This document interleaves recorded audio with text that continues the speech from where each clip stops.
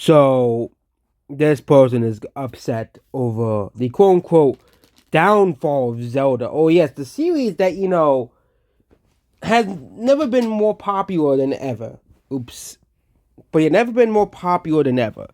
Zelda, has never been more popular than it's ever been with Tears of the Kingdom and Breath of the Wild.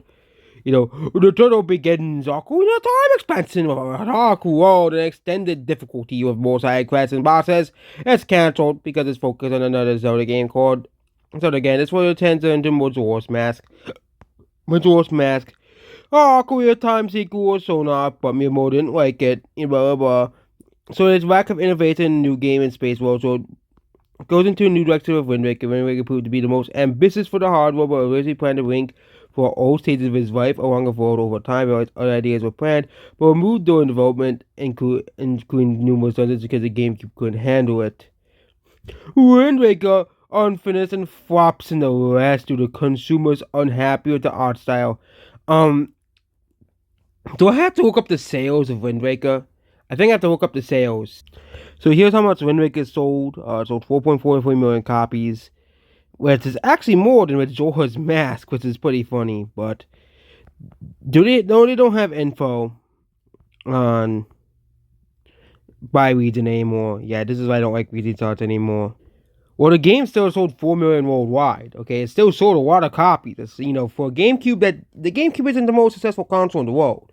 It still sold 4 million copies, which is more than Majora's Mask. Here, immediately in place for the sequels, Wind Waker gets halfway through the story before Miyamoto school crap and presents in a proper sequel to it. And then Twilight Princess flops in Japan and is cancelled by Miyamoto. Twilight Princess sold like 10 million copies. I don't know where you're getting this idea from. Okay, Skyward Sword is designed as an overcorrection from the complaints made by Twilight Princess and have gamepad backtracking reused bosses. And then Skyward Sword underperforms on the Nintendo Wii. It was released at the end of the Wii's lifespan. That's the main reason. And also, a lot of people didn't like the game because of the motion controls. Okay. And Breath of the Wild and Tears of the Kingdom are not mentioned at all. That's because those are the two most successful Zelda games of all time. I know people really, really hate Tears of the Kingdom. I know that's a very divisive game, basically. For no reason. It's funny. Zelda used to be one of the most well-reviewed franchises, but now okay. It's funny. It's now became cool to hate Zelda.